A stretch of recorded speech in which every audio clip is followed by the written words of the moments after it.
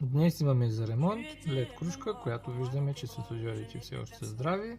Тя е с активно охлаждане, което означава, че не би трябвало да има проблеми да я поправим. След като я отворим, това, което ни се наблюдава, е съвсем очевадно. Имаме резистор, който е със стойност R150 или 0,15 Ома. Виждаме, ако детайлно се загледаме, че по него има точка, което означава, че е дефектирал.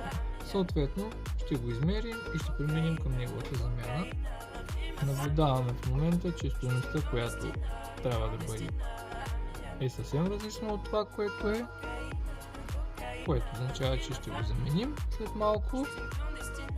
Съответно кружката трябва да бъде отремонтирана доста бързо и ефтино и да преминаваме към по-интересната задача, а именно този ключ, който има проблеми и трябва да бъде поправен. Останете на линия.